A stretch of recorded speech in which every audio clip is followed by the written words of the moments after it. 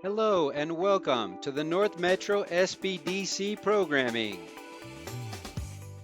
Hello, hello, welcome everyone. Good to see a lot of familiar faces. Hi, Aaron, Joan. Hello. How's everyone? Miles, Misty, Kathleen. Good to see you. So we're gonna have a big group here today. I'm gonna turn it over to Peter very shortly here, but just some housekeeping stuff real quick. My name is Raul Lopez. For those that don't know me, I am the assistant director for the North Metro Small Business Development Center, and we get funded by impact.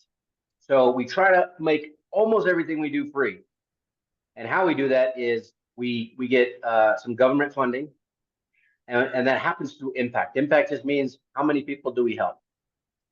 So the more people that we can show that we're helping, the better, right? And that way we can continue to bring you better and better and better content, programs, education, and ultimately create better outcomes for your businesses. That's what we're all here for, right? Who wants to make money? Who wants to help people? Who wants to change the world? Right? Entrepreneurs, yeah, that's what we do. So, real quick, just to help us create that impact, if you could just in the chat, no apologies on your AI assistant. All good. I have one too. That's the future. Everybody's going to have one eventually. So, if you could just in the chat, just put four things for me. First, your first and last name. So, your full name. Second item, your business name and type. If you don't have a business, just put, I don't have a business yet. And then third thing, the city and zip code of your business. Again, if you don't have a business, just put your residence, the city of your residence for now. And then the fourth item, if you have like a glaring question or curiosity about this topic today, put that on the fourth item. And just drop that down in the chat. I'll be monitoring the chat as we go along. If there's any questions, put it in the chat. Or if you really have a burning question, you can always raise your hand, unmute yourself. Just try to do it in a small little break when Peter's not talking. But I'm going to turn it over to Peter here and let him take over. All right. Thanks, Raul. Great to see everybody. Some familiar faces, a lot of new folks. So that's good. I've done a lot of trainings over the years, so it's good to see new people because I'm sure some of our regulars are like, not Peter again. But anyway, Google Analytics. You guys must be a little nerdy because this is a topic not for the faint of heart. It gets into a whole other world of information and it's just, yeah. Let's see here. I'm reading some of these questions. Used to know about GA. Oh, that's good. What you used to know could be somewhat helpful. It's changed a lot. We got folks from all over. Westminster. Hi, Mika.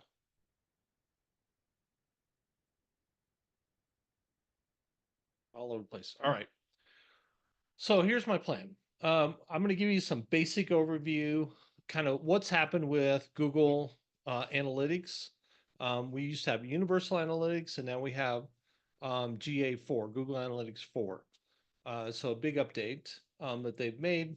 So we'll talk a little bit about that and give you some background. And then I'm just going to dig into a couple of accounts. And if anybody wants, we'll actually go through a whole setup, how to set up the account. It doesn't take very long. And talk about how do you actually get this on your website if you don't have it on your website right now. Who is already using Google Analytics and you can access it, you can look at it, type yes or wave or something. Anybody actually using Google Analytics right now, you've actually can log in and use it. Not using.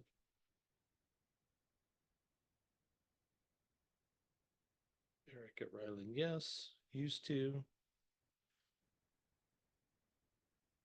All right. Well, we'll dig in here and do this. This is going to be recorded. So whatever we cover, whatever we talk about, you want to get back to it, Raul, we'll send you out the recording. I know it exists. Don't actively use it. Yeah, yeah. Google's overwhelming. It's all overwhelming. Uh, Great. But you'll get a recording of this. I'll give Raul this presentation. So if there's anything in it that you want to pull out of it, and especially as we kind of overview actual accounts and all that, then we'll make sure you guys have that so that you can get back to it. All right, let me pull up my screen here. Make sure I've got the right one. All right, you guys seeing my presentation there? Not my email? Okay, good.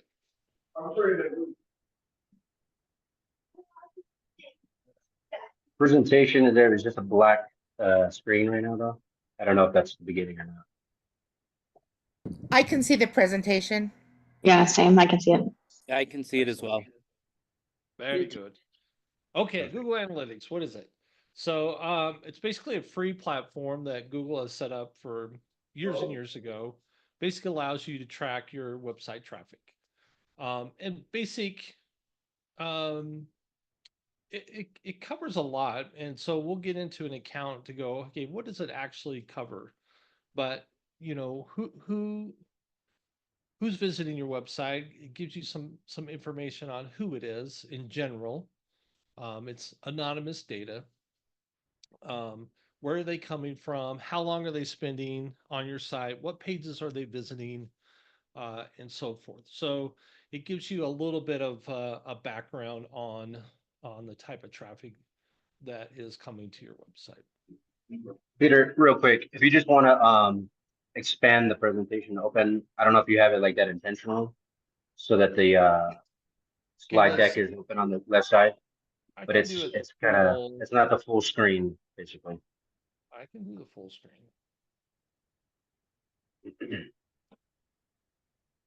Wait, hang on. See, now it's I going did to I the did my webinar a month ago, and I had it like that the entire time. I didn't realize. No, I don't. It's showing it on the wrong screen. Don't do that. You could just hit the full screen presentation mode on the bottom right next to your Zoom. There you Well, go. it's Right. throwing it to my second monitor. Ah, Yeah, sorry. it's a dual monitor issue. Yeah, it's kind of tricky. If not, there we go. There we Perfect. go. There we go. I had to change it.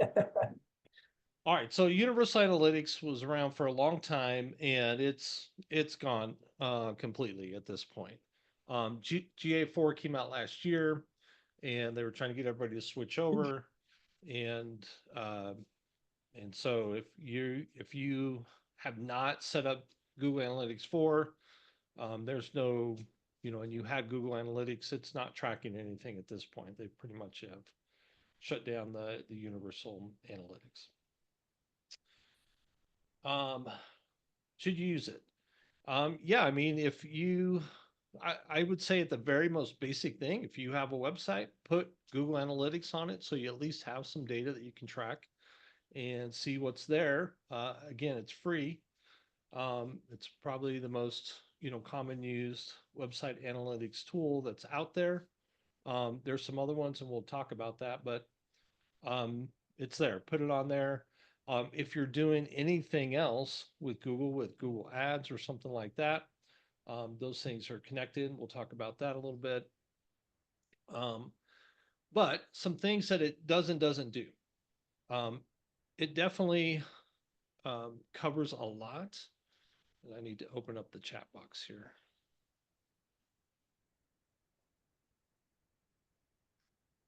Make sure I've got that there. Again, it's anonymous data. It tracks a lot of interactions and what it calls events we'll talk about. But there are some things that it doesn't necessarily cover. And so there's some custom um, work that can be done in another tool called Google Tag Manager, which allows you to add greater levels of tracking and deeper tracking. And so those are things we can always help you out with. And just a reminder too, if you guys are like, we get to the end of this, you're like, I can't get this added to my website or whatever, you guys can schedule a consulting call with me. We can get on a consulting call and talk about what you're doing, and you can share your screen and I can probably walk you through it and get you set up. So again, tells you a lot of information, doesn't necessarily tell you everything that you want to see. But it's a really, it's a solid tool to give you some good baseline information. Um, there, so GDPR is kind of the European data compliance, data privacy compliance. The thing that's happening as well is that almost every state, not every state, but a lot of states now have data privacy. Colorado has a data privacy law. And it only kicks in though if you're getting a certain amount of actual visitors and users to your website. Again, why Google Analytics is probably really important right now. If you're based in Colorado, if and I don't know who would enforce it with the state, uh, the state attorney's office, I guess. Who's enforcing it? I don't know. But you have to have data privacy notification on your website and the ability to track all of an individual's data. And if they say, I want my data back, you have to be able to give it back to them. And so that is a compliance issue. So GA4 works better for that data privacy concerns with that, and makes that all work better.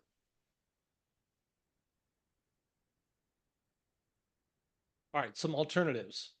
I'm just going to show you this list. You guys, again, I'll get you this presentation if you want to look up some different options. Some have basic free options and paid options that give you different levels of tracking and provide different information than what you may have currently or what you're able to use with Google Analytics. One thing that's not on here, so I use as my email and my marketing automation system, Active Campaign, and most marketing automation systems have this. So I add that tracking data to my website as well. And again, it can only track anonymous data, but as soon as somebody fills out a form on my website, now I've captured their email address and their data. It will take that history of data and connect that together in their account. So now that I can go in there and I can actually see an individual that they were actually on my website, when they were on my website, how frequently they've been to the website, and I can actually create automations and triggers for automations based on that user data. So there are lots of different tools out there that you can add to your website to give you more insight to what people are doing within your website. Next. All right, quick overview summary here. Great tool, not the only option. There are other alternatives out there. You might have to pay for it, but again, depending on what you're trying to do, it might be worth it. Just because it's most popular doesn't mean it's the best, but it might work fine for you and probably work. I use Lucky Orange for free to track users on my website. Lets me watch their sessions, see how they flow through the website. That's awesome. Have not heard of Lucky Orange or use that, but great idea. Again, Universal Analytics is gone. Everything's converted to GA4. So if you haven't set that up, we're going to look at that to see how you do that. You can access the previous data. So if there was data being collected on Universal Analytics, you can still go back and look at that history. But at the point you set up GA4, it's starting tracking from that day going forward. You can't, there's no data within GA4 prior to when you set it up. So from the day you set it up, you'll be able to track that day and going forward from that. But the history, if you had history with Universal Analytics, it's a separate place where you can go to look at that information and see that history. That history will still be there, even though Universal Analytics is not collecting data anymore. You'll still be able to see that history at least for a while. So GA4, why GA4? So it's just a more updated information than what they've had in the past. It does give you flexibility. It is reasonably easy to set up custom types of tracking that you want to do and reports that you want to see. If you also have an application, so you have your website, but if you actually have an app that's in the Apple Store or the Android Store, you can use GA4 to track what users are doing in your app if you do have an app as well. It's trying to use some machine learning as well to give you additional insights within that. I honestly haven't played around with that too much to kind of see what it says and what it means, but it definitely has that in there. And really, it's kind of Google is setting this up to be the feature. Again, I talked a little bit about the data privacy already and what that is. Definitely have cross-device tracking, the machine learning, bounce rate.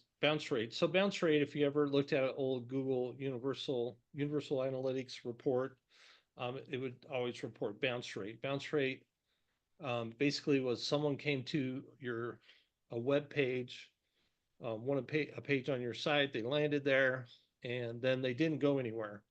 They might have stayed there for a long time or not, but they went to that page and then they left the site.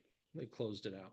So that used to be a bounce, and that used to be a big thing that we would look at and track. What's the bounce rate on your site? So it's kind of changed from that. So in GA4, if they land on a page for less than 10 seconds and then they leave without doing anything else, then that's a bounce.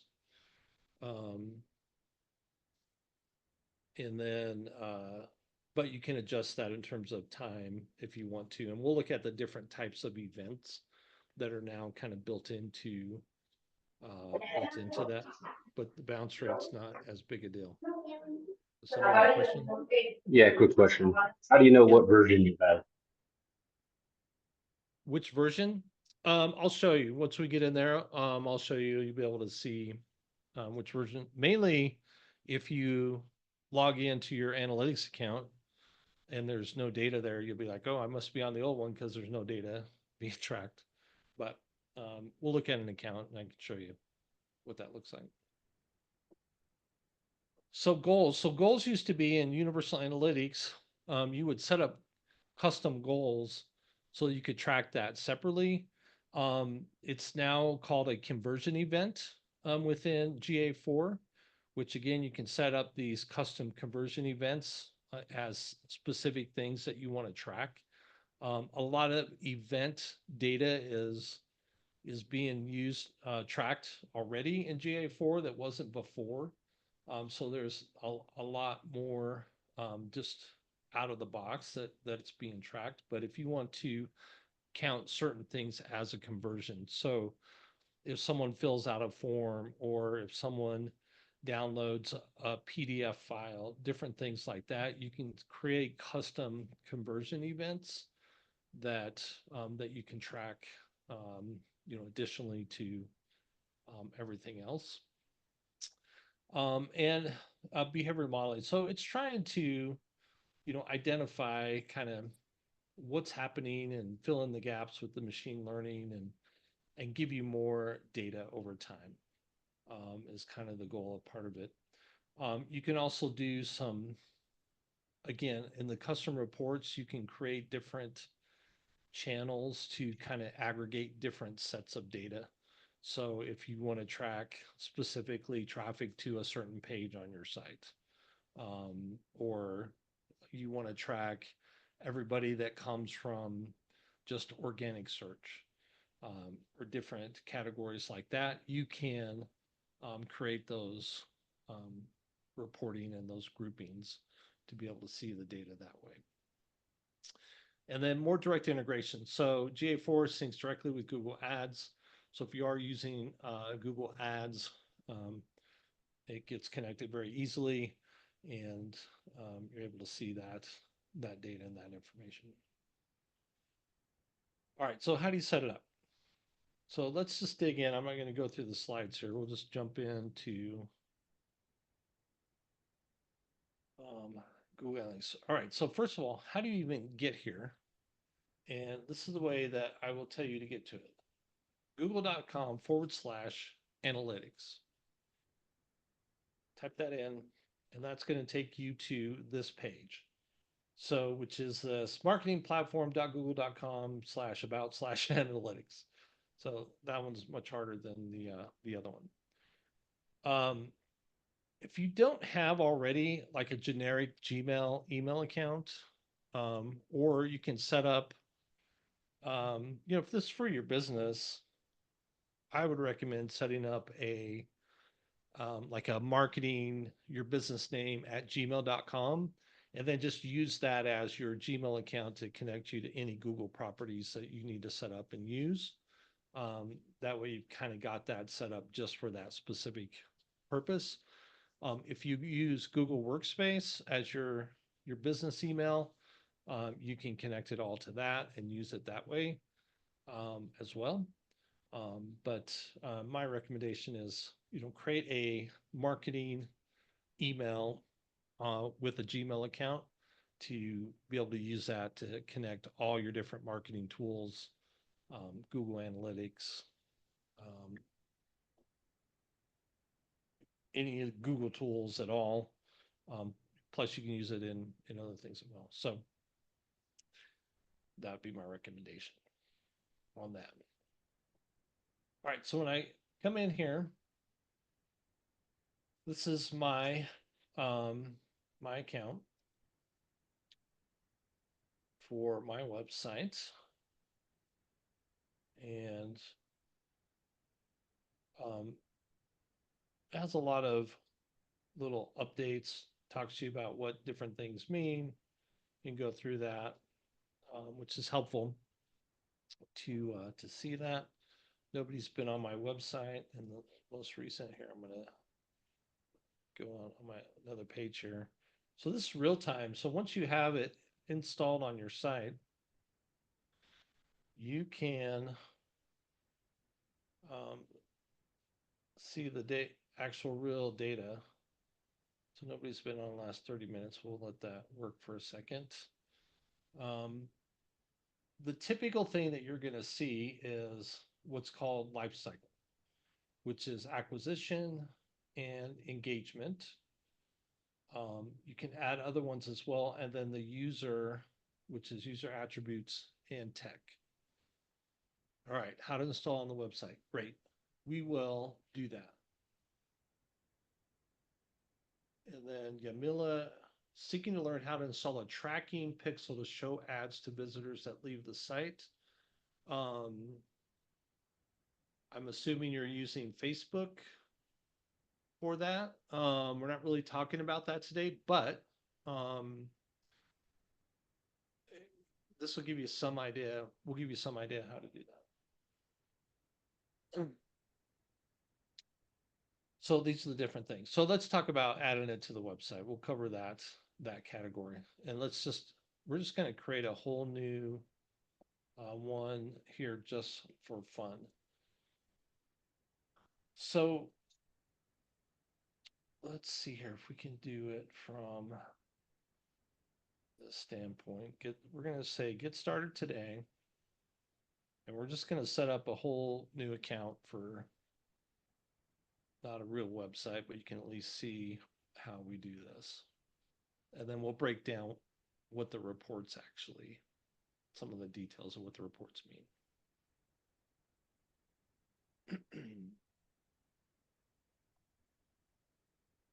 All right, so if it comes in and there's already an account there, so basically I want to set up a whole new setup here. So I'm going to come down here to that gear icon, and it's going to take me to the admin area. So once I'm in this admin area, you'll see this create, and you can either create an account or a property.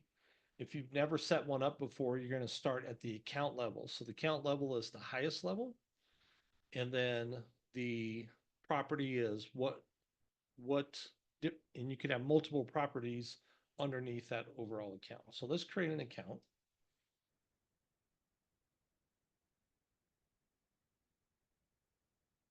And we're just going to call this DMD test account.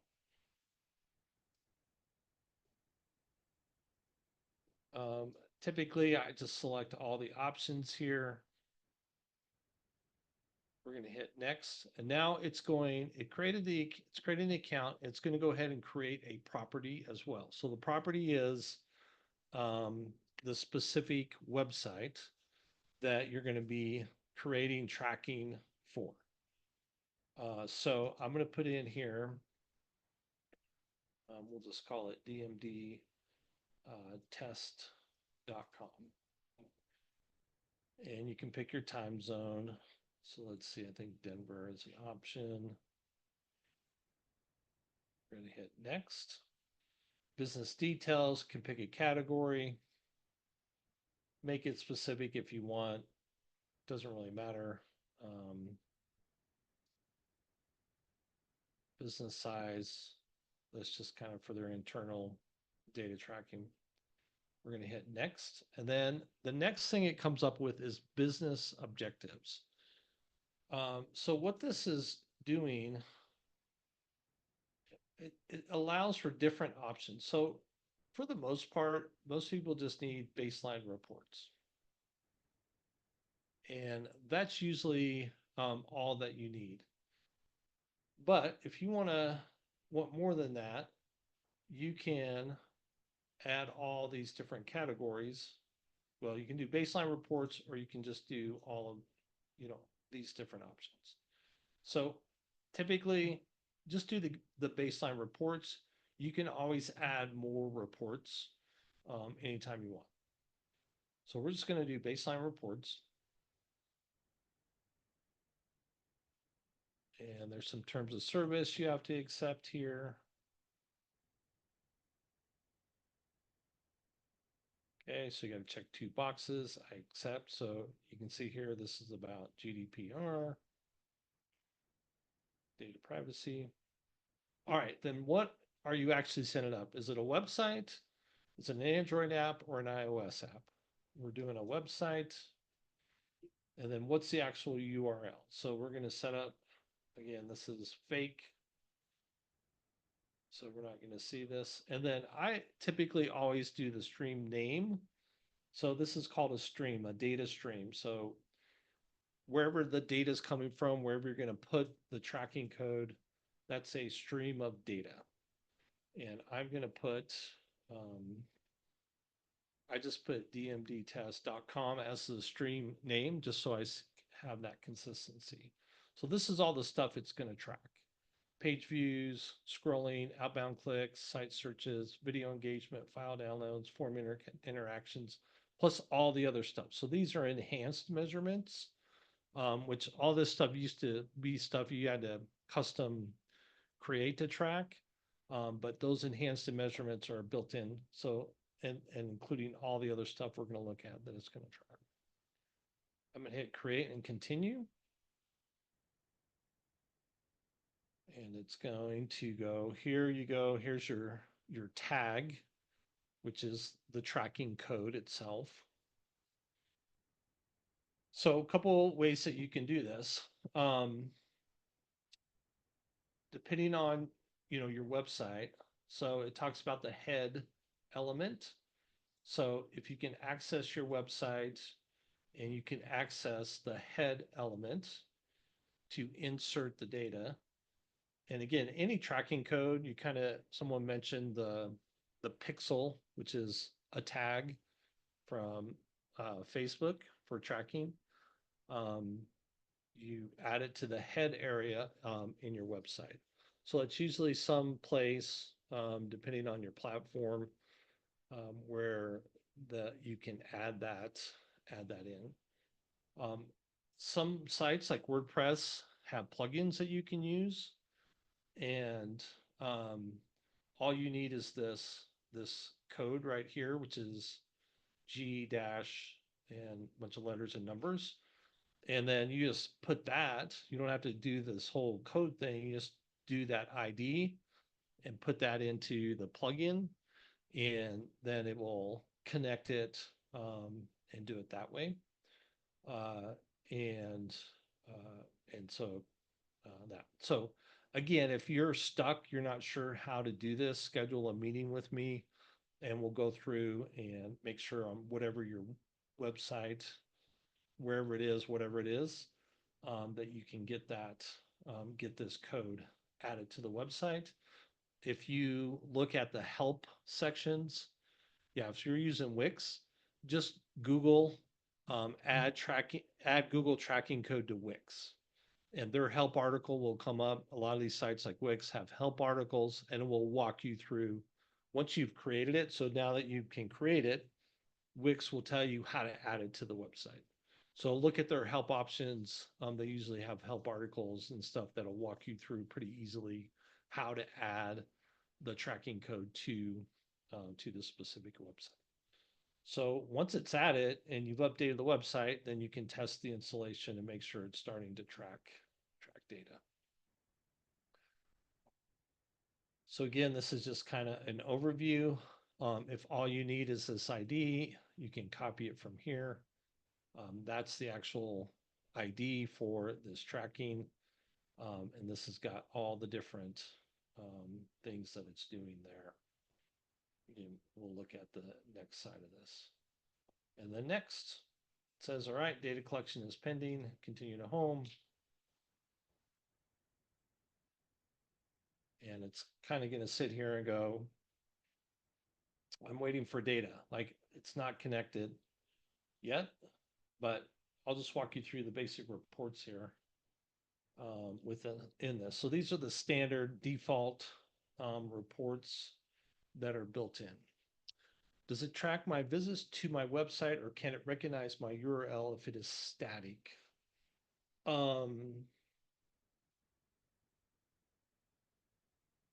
Well, so when you add the tracking code to your website in that head area, it covers all the pages of your website. So regardless of where anybody lands on your website, whatever page, it's going to connect it. So that code on the website connects it back to Google Analytics once that code has been added, and it will track it. So whether you make a change on your website or not, I'm not sure what you mean by if it's static, but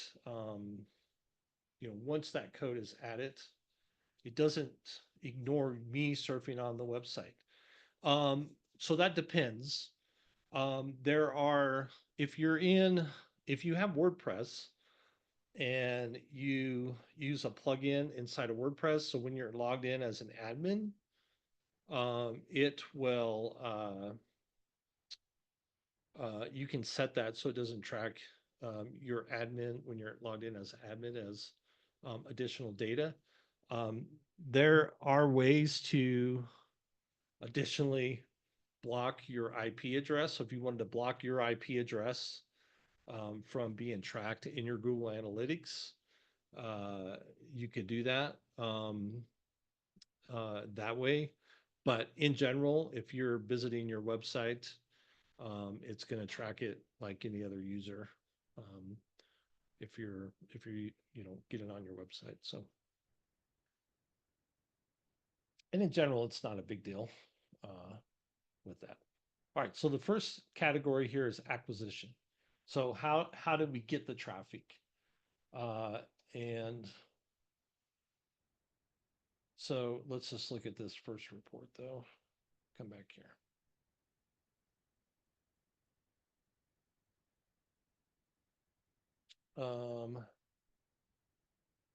We'll look at another one here in a second so we can actually see data. But so acquisition, user acquisition, traffic acquisition, engagement, overview, the events, what pages they did, monetization. So if you do have e-commerce and you've got that set up and tracking that, you'll be able to do that as well. And then user attributes, demographic details, and what kind of tech they use. So those are the pretty default reports, and we'll get into one that's got some actual data here. And then there's a huge library of other things. So if you want to add these things that we didn't do in the front end, like your business objectives, these are not published, to generate leads, drive online sales, raise brand awareness, you can add all these reports from in here and actually publish these reports so that they'll show up over here in your reports as well. So those are the ones we didn't necessarily turn on when we initially did the setup. Miles, you should be able to block your own IP from GA so you don't skew your metrics.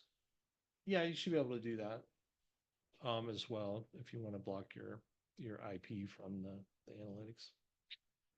All right, so let's look at my side here. All right, so here's finally picked up me. This is me. It says I'm in Greeley. I don't think I'm in Greeley though. So users, what page are they on? User engagement, page view, session start. So that's kind of the live view. So again, let's go look at user acquisition report. We'll go to the overview.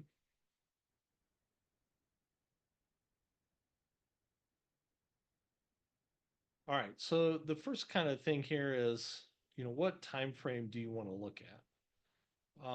You can select these pre-selected ones. I just want to see the last 7 days or last 28 days, the last 12 months. Let's just do the last 12 months for fun. Gives me a little bit. Oh, it's Lisa. I'm in Greeley. Okay, excellent. All right, so here we are. It says in that time frame, I've had 2.2K users, 2,200 users have visited the website. So new users. So this kind of thing here is where these come from.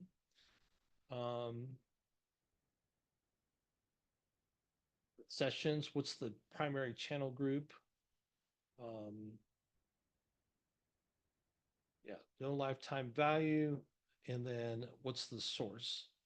We'll look at that, and then it breaks it down by organic search, and also by this is a custom report that I set up here. So let's look at a couple of these. Let's just look at user acquisition here.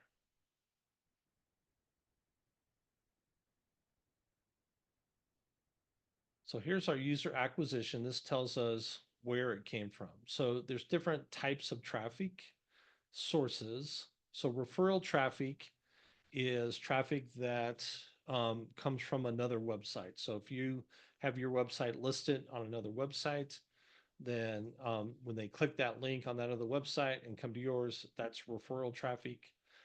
It's usually not this high. So this is an issue. I'll just briefly mention there's sites out there that basically can send spam data to your Google Analytics. And I'll show you that here in a second. And so referral traffic is usually not this high. Usually your organic or your direct, is higher. So direct traffic of these 2,238 users, 1,000 came from referral, 900 direct, 189 from organic search, organic social, which is from a social media site, and then 24 unassigned. I have no idea what unassigned is. Have not been able to figure out where that's coming from. And then what happened when they were there? How engaged were they? While they were on that, what's their engagement rate? So it's basically this quantity by how many engaged sessions gives you a percentage. Engaged sessions per users, average engagement time. So a lot of this has to do with how long they were on the site. So we talked about the bounce rate kind of thing. The time on site's kind of a more important number. So again, when I look at referral and it says 1 second, you know, that's not real traffic, is what that's telling me. These other ones where there's traffic, 52 seconds, it's, you know, organic social, organic search, you know, 45 seconds, they're spending almost a minute checking out the website. Your event counts totals. And again, you can, if you're tracking revenue and things like that, you'll be able to see that here. So that's user acquisition. These are the users, number of users and how they got there.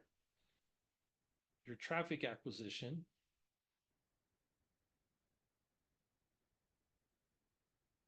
is basically the same data. So why do they break it up? I don't know. This right here, this particular report, I created, this is a custom report because I wanted to see from that referral traffic, what were the referral sites? Because there are some ways to create filters to block this referral traffic. And so which I've created some blocks for some of this referral traffic that's more recent.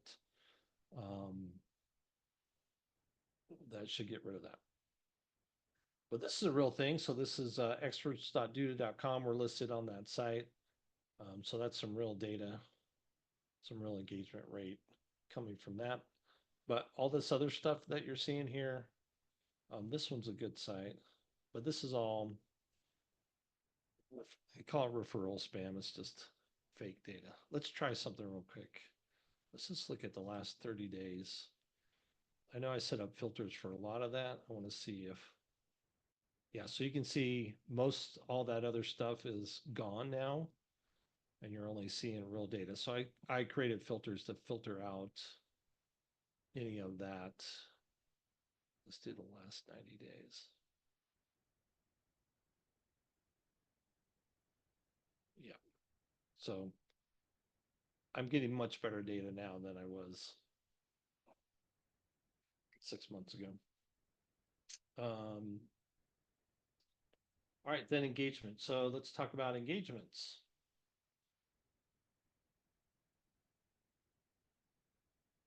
So this is more about what happened when the user was on the site, overall engagement time, engaged sessions, average engagement time per session, users in the last 30 minutes. So something to note in terms of, you know, a user, when you look at that, it says, oh, 2,200 users in the last, you know, 6 months, whatever time frame. That's not unique users per se. So a session, a user session is a 30-minute period of time. So if a user comes to your website and they're on there and they're exploring, they're doing stuff, and they leave that web page open, and they go to a different tab and now they're doing something else. It's only going to count that session for 30 minutes.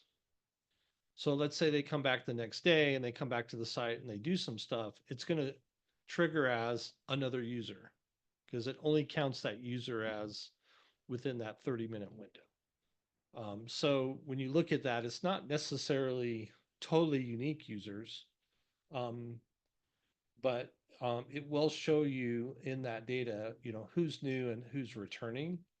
But it's not entirely accurate, again, because of that 30-minute window. of how it tracks users. So your example you just gave specifically said like if you came back tomorrow, but what if I had the tab open and I left for hours and came back 3 hours later and engaged with the site on the tab Same that was thing. still open? Yeah, same thing. It would trigger a new session. Thank you. It would, yeah, it would say it's a new session. It wouldn't say that was all the same session. So when you look at users and number of sessions, realize that it might be the same user, but that same user could have multiple sessions, um, and they never left. Technically, maybe never left the page because it puts it in that 30-minute time frame of a session. All right, so a page view is counted as an event. Session start. So, and this is a good number to compare. So I know they came to the site, they started a session, um, but um, but they viewed more pages than session start. So they visited multiple pages. So general user engagement, meaning they came to the site and they did something. Their first visit, did they scroll down the page? Did they visit the contact page? Did they click on something on a page? And we can go look at events. So let's look at some more events here.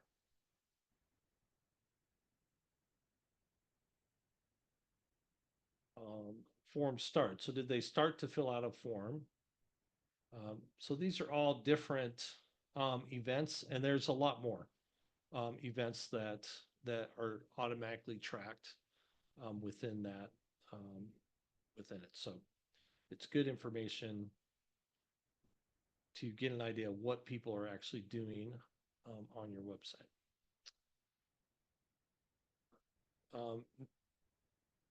Views, event count. So total events versus page views. What pages? And again, these are down here. So all of these go down to these separate things here. So let's look at pages and screens.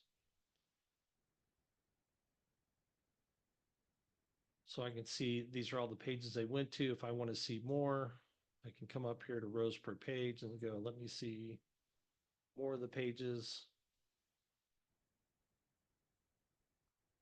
And I can see the pages people are visiting. I can see views per user, average engagement time, how long are they spending on those pages, where it fits in the total account of events. If there's revenue tied to it, you can see all that as well. Landing page, not a big deal. User attributes, let's look at that.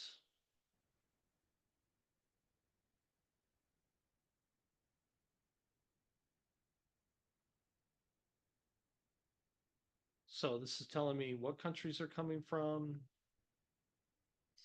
cities I can drill down to, hopefully some demographic details. Let's see what it shows. Users by country over time. And then tech. This is interesting data to look at in terms of devices. Um, are they visiting, what kind of browser are they using to view my website? Are they desktop versus mobile? What's the screen sizes that they're viewing on? So this can be really useful information if you're like, oh, I need to optimize my website. But in my case right now, I have a lot more desktop traffic than I do mobile traffic. But for most clients that I look at, they have way more mobile traffic than desktop. But a lot of times we do website design, we're like, oh, trying to make the desktop look great. But when you have 60% mobile traffic and 40% desktop traffic, I would be focused on making my mobile site look great, and less time optimizing the desktop traffic. So this is good data for you to kind of see what people are actually using, what actual screen sizes they're using to really be able to optimize your website. So then the other thing I wanted to show you, so there is tracking that you can do as well for different things. So if you want to track other data, and the one that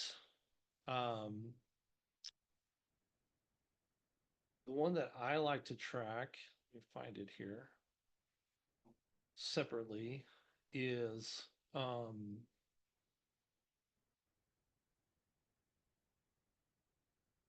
me find this again so I can show you.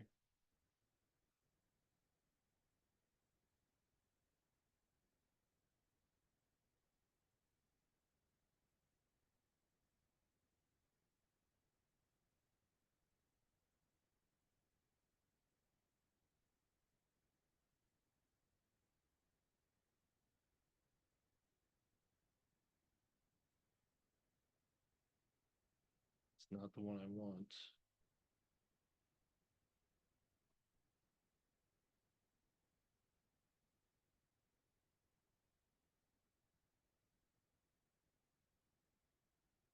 So Google Business Profile. So if you're a local business, you probably have your Google Business Profile set up. And I like to be able to track the data from that. Let me change this because this got messed up.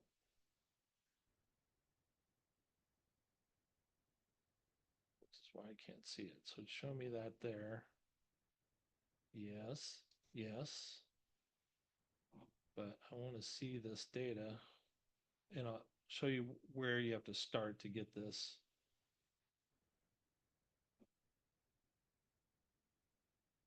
Yeah, it's not showing it right there. Here it is. Let's look at this report. All right, so with your website, if you want to track different things, so if you want to track exactly where people come from, you can add custom campaign information to your website URL. And it basically is just additional data so you can track things a lot closer. So the one example of this might be, I want to track specifically every click. When someone clicks in my email, I send out an email every month or every week, whenever. I want to track the clicks from that email newsletter. I want to track clicks from, I've added my information to a different website, and I want to track very specifically anything coming from that particular click. And one example of this is your Google Business Profile. So if someone right now in my Google Business Profile clicks on that and comes to the website, I can't, Google Analytics doesn't tell me automatically that came from Google Business Profile. So if I want to know that for sure, what I can do is on my website information here, I can add this additional information. So you see from here, there's a question mark, and then it says UTM source, UTM medium, and then UTM campaign. So that data gets, the source, the medium, and the campaign gets specifically directed into Google Analytics so I can see that. So how do I build that? So there's a tool here, and you can just Google this. It's called Campaign URL Builder. You put in your website URL, your campaign ID. What do I want to call this?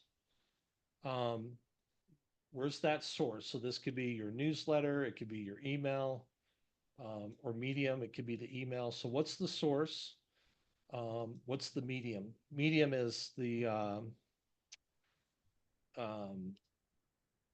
like it's an email or it's a banner ad on a website. You know, it's coming from that type of medium. The source is, you know, what's the content around that? And then the Peter, ID. sorry, Yes. really quick. One participant was just wondering, when you're clicking on something to go to a new page or link or whatever, If you could just be really clear about where you're clicking so they Got can it. try to follow along better. Got it. Thank you.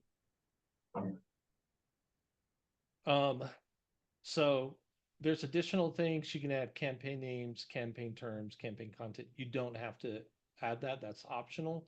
But these three things, the campaign ID, the campaign source, campaign medium, those are mandatory. And then it generates this URL.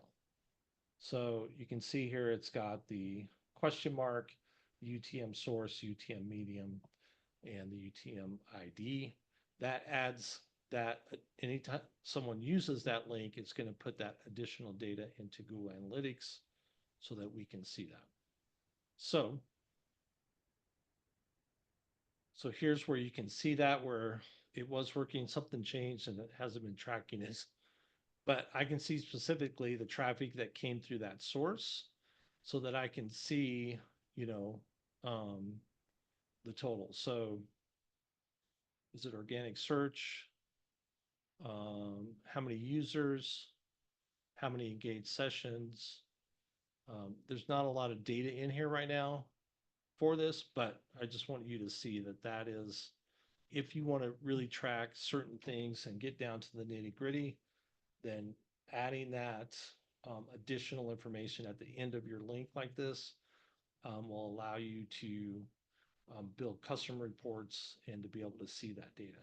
So these were custom reports that I had created when I thought this was all working. And as you can see, even those of us that know how to do this, stuff breaks and you got to go fix it. So it was working for a while. And then I could see here, you know, what pages did they visit? So they came through my Google Business Profile, and I was able to see then those people that came from there, where did they go? And I can see they came there. I could see how long they spent on those pages, events counts, and all that.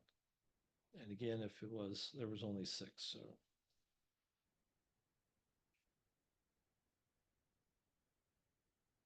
So it takes some work to get these set up and to assign those. And you can see stuff is, oh, that's why it says unassigned. That's where the unassigned's coming from. It's coming from that campaign. So total users in that time frame, average time on site, events per sessions, total engagement rate. So it's possible. It takes work. It's cumbersome to do to get through some of this stuff and understand what it means. So questions, open it up. What do you want me to show you? What did you want to see again? Have at it. I know Ryan Schock had a question earlier. I don't know if he still has that question or is here still. This is pretty specific about something on his profile. Yeah, I'm not sure. Let's see if he's here still. Yeah. Looks like he might not be in the Zoom.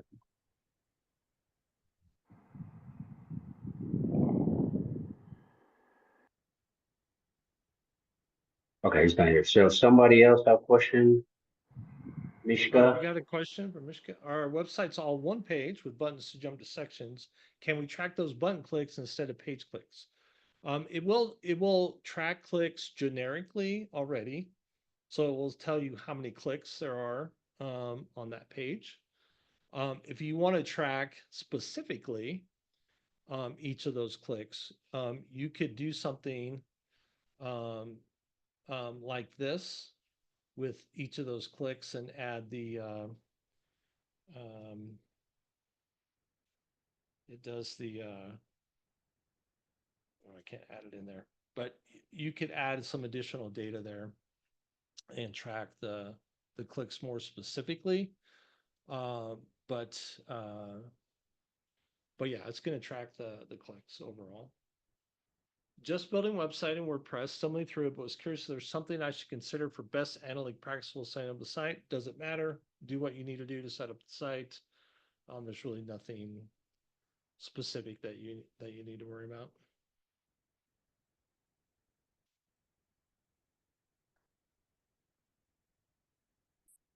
Welcome. What else?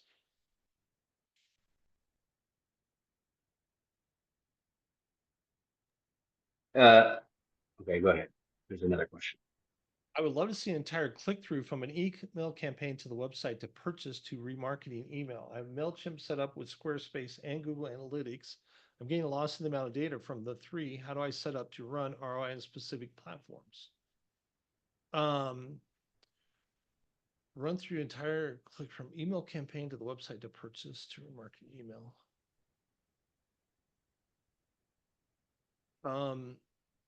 So here's what I say about that, Scott. You can't set that up. What you have to set up is kind of a custom funnel kind of tracking of all the steps that you want to track. And this is part of a conversion setup where you can say, I want to be able to track the flow of everybody that comes from this source that goes through here that, makes a purchase, so that you can see that data more specifically as a pathway for them. And that's kind of creating that custom grouping that you can do inside of Google Analytics to do that. So that would definitely take it's a lot more detailed setting that up. Website to purchase to remarketing email. So then you're running remarketing campaigns on Facebook or on top of that. That needs to have its own conversion tracking as well. So yeah, I think most of what you need is setting up conversion tracking for each of those different things that you want to track. That would be where I would start. Can I show the funnel? Well, the conversion tracking, no, I don't have time to show you the whole funnel and set all that up today. If you want to set up a call with me, we can go through that and look at setting up conversion tracking for your specific needs in your account. Will your data go from GA 1 to 3 be transferred to 4? So Universal Analytics is standalone, completely separate from the GA4. None of that data is going to transfer over. So once you set that up, there is some audience information that can be transferred over. And when you do the setup, if you've had Universal Analytics, if you sign into right now and you've got Universal Analytics, it's going to tell you you need to convert this to GA4, and it will walk you through step by step how to do that. You just follow the steps and it will convert it over to GA4. All that previous data, though, is under that separate stream, if you will, that property. You can go back and look at it, but all that user data, tracking data, will not be inside the GA4. It's going to start from the day I set up GA4 going forward. It's going to be from there. Can you go back to the slide that shows the tracking code measurement ID? That was, so if I want to see for a particular site, if I go to my admin, well, it's acting up.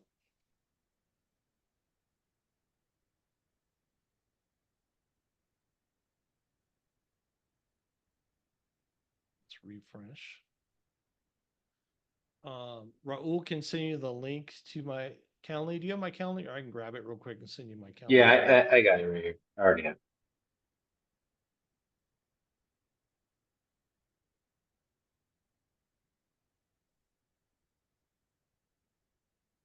So quick note on the consulting. I put Peter's direct calendar link in the chat, as well if there's other types of consulting that you think you might need regarding your business. The general links for consulting are there as well. So check those out. All right, so you come down here to the admin. That's going to open up this admin area, and you've got account settings, and you've got property settings. So in my property details, I'm going to go to property details. It's got your property ID there, but where you want to go is under data collection and modifications to data streams. So here's the data stream.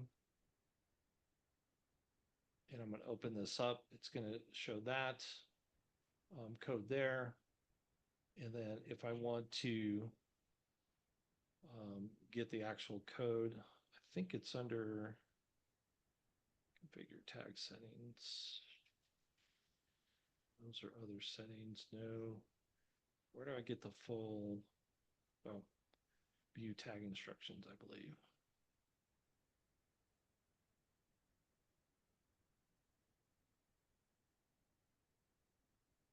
Well, this one's not doing it because of where that site is, but it would be in there.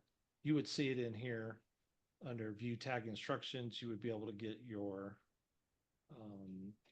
that actual code if you need the code, but if you just need the measurement ID, then it's right there under your data streams, under data collections, under the property on the account. Again, go to your admin area.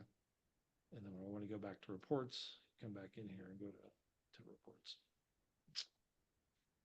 For that, it's a lot, guys. It's not necessarily easy.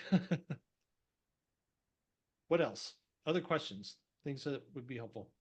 I have a question. So Yeah. once you've got this all set up, what would you recommend in terms of checking your data? Is that like a weekly thing, monthly thing? What do you think?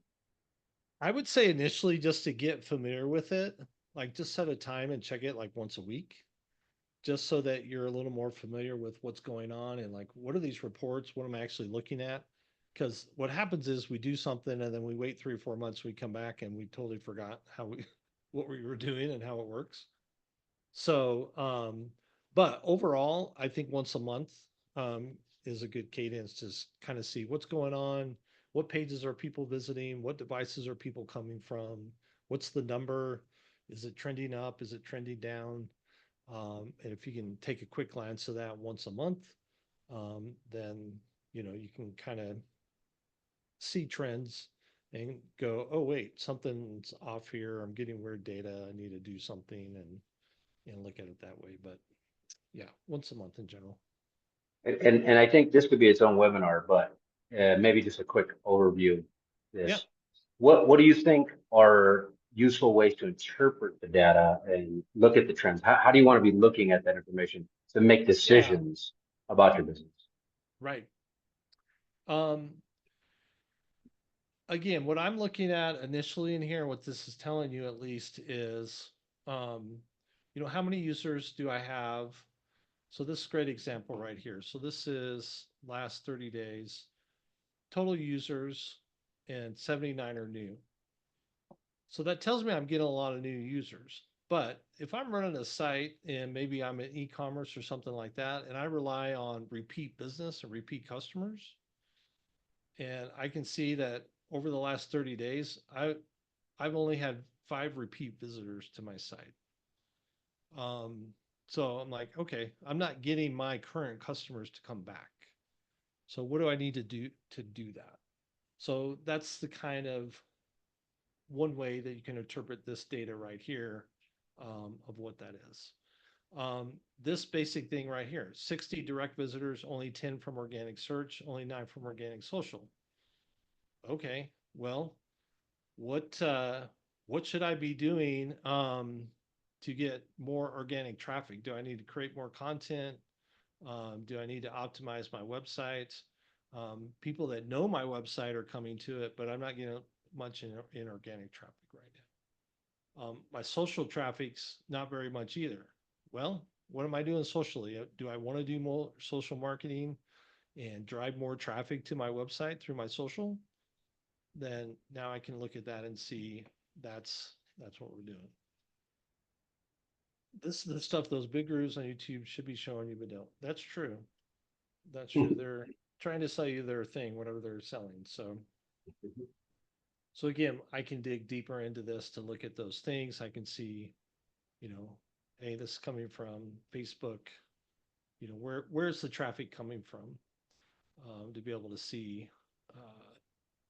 I've got some traffic from LinkedIn. I've got some traffic from Facebook. Which of those social platforms getting me more traffic? And to be able to look at that. And then I can even dig down further and go, okay, if they come from LinkedIn, how much time do they spend on the site? So if you looked at kind of this one right here from Facebook, they're spending 5 seconds, but again, this is a small amount of traffic to make big decisions on. But if you were looking at this for 6 months worth of data and it's going, hey, LinkedIn, they're on there for almost 2 minutes coming from LinkedIn. Those people are definitely interested in what I got. So maybe I need to spend more time doing some LinkedIn marketing because the people that come from Facebook don't give a crap.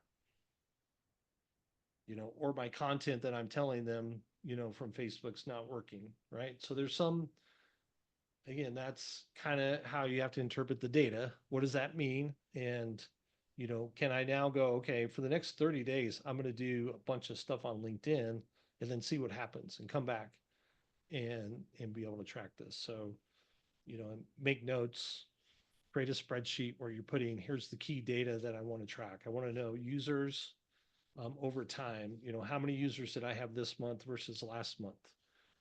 If you really want to start digging into it and start tracking it, those are the things that you can do. And then engagement.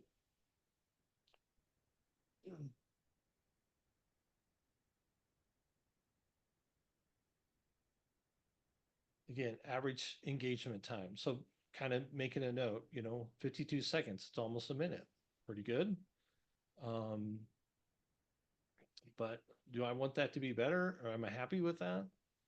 But if this was only like 10 seconds for average engagement, I'm like, what's going on? Like something's weird if I have very low engagement time. What are the things they're doing? And then what are the pages that they're visiting?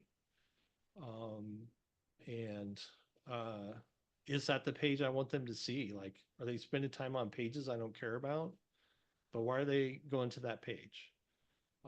Is there's some reason for that? So that's again, checking the content that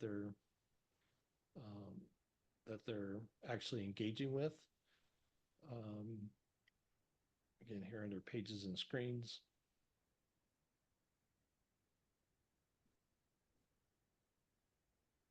To be able to see. So there's 1 through 34 here, so I can expand this out and see, here's all the pages that they have been visiting. How long do they spend on those pages?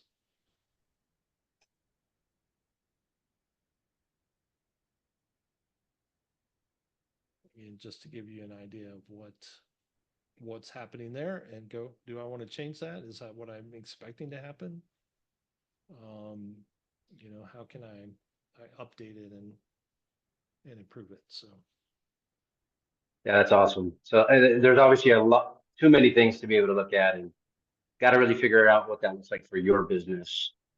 And so another big takeaway here is, with given all this information, set up a consultation or, reach out to Peter, and keep looking out for these specific webinars associated with this to go deeper into these things.